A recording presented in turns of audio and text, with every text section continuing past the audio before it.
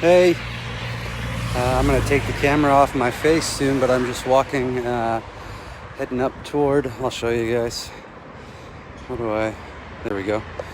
There's this old fortress part of town and all this. So I'm walking up this way toward the river, and then I'll walk along the river for a while and we can have this discussion. So basically it's gonna be about how to become unbreakable.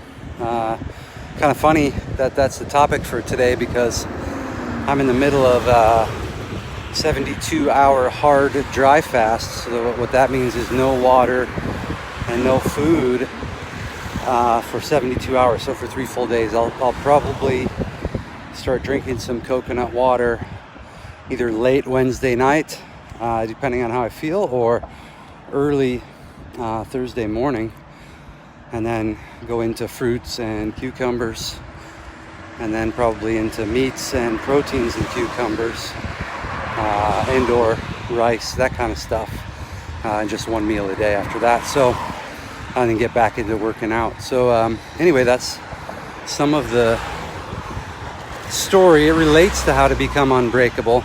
Hey, Daryl, come to UK. I want to see you there again.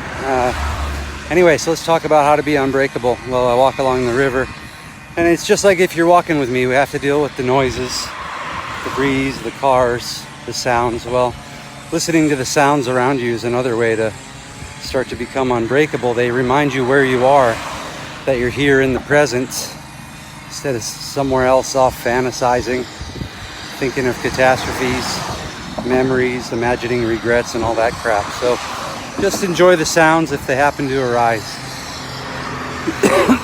So, how to become unbreakable. Look at this beautiful river. I'm working on the bike path. So, the main aspect of becoming unbreakable is actually in your attitude. And I know we've heard this a million times, all the platitudes about attitudes of gratitude and all that kind of stuff. Oh, look at that duck. And just swimming along. So anyway, I've heard all that shit a million times before, but what's different here is that I want you to explore an attitude of celebration. So it's kind of like the attitude of gratitude thing, but I think that's played. I think appreciation is excellent, but it needs to come naturally. You can't just think up appreciation and then feel it. But with an attitude of celebration, if you try this, you're going to find that it happens automatically. It comes up in you very automatically if you have the right approach. So the attitude of celebration goes like this.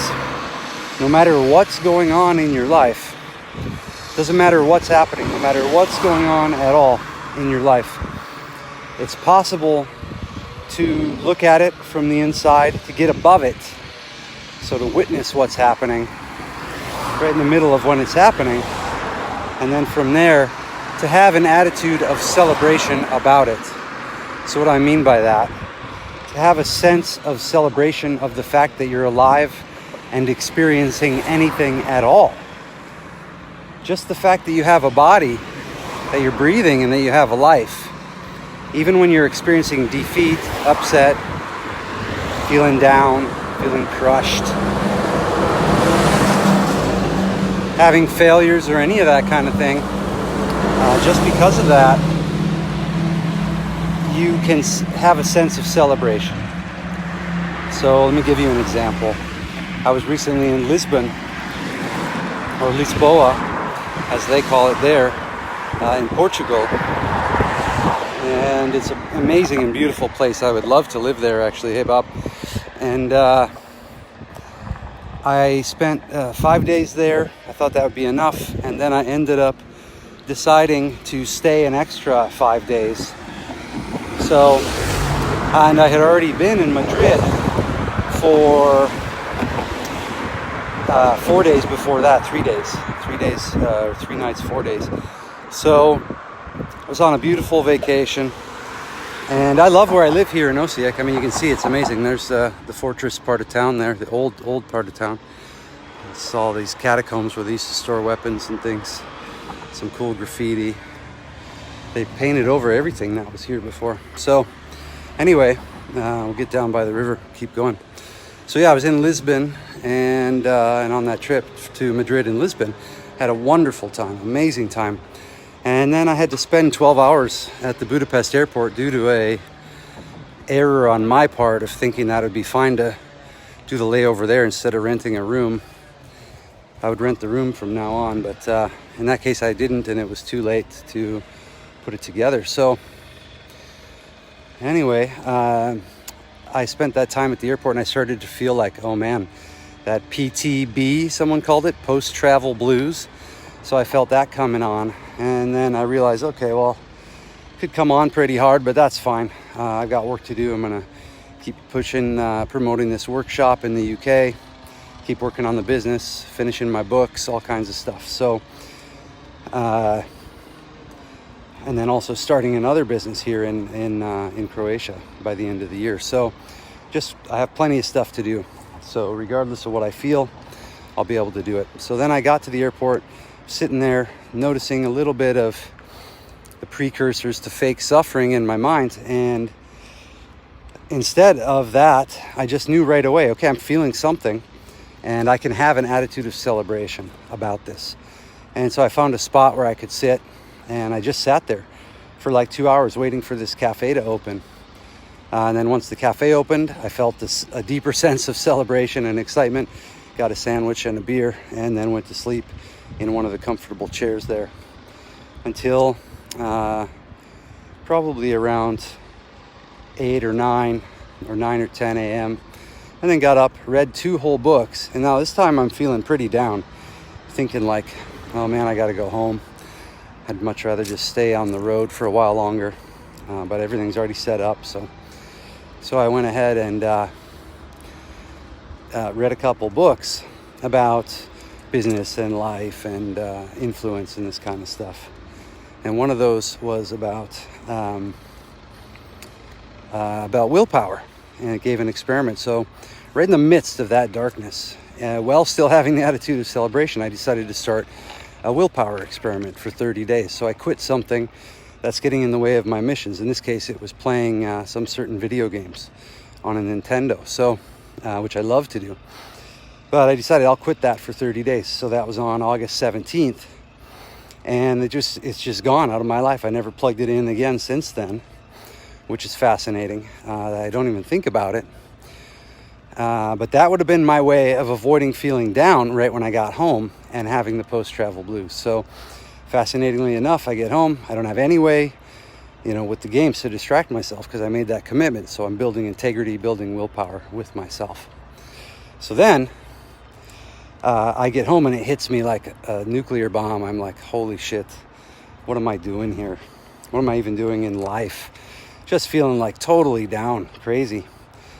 And in the midst of that feeling, again, I became aware that I was feeling it, and became aware that those feelings and those thoughts aren't me, that they're separate and different from me.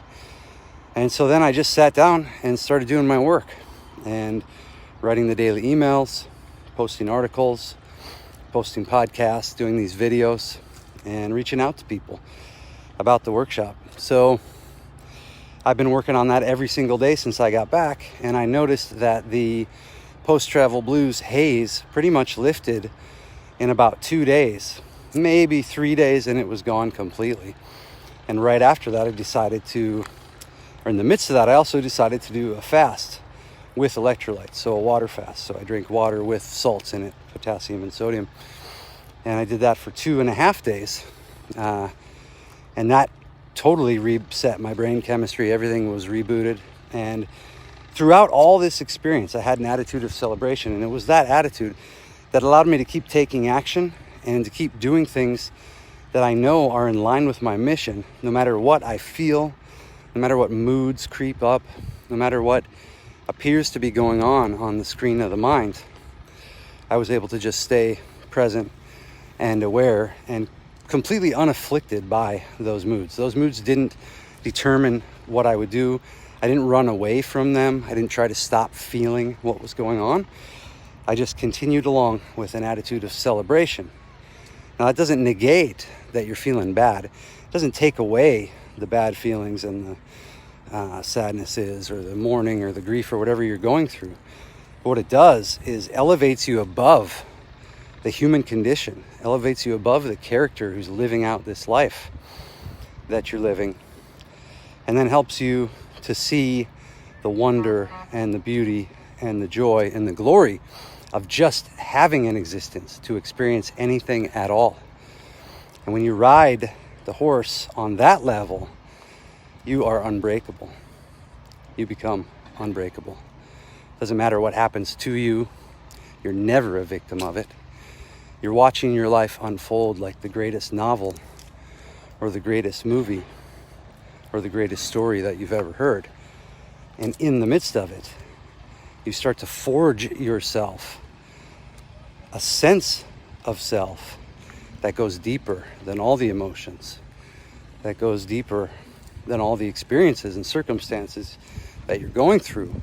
And it's a place from which you can act, you can take action, and you can build a life that's in line with what you want to achieve and what you want to experience.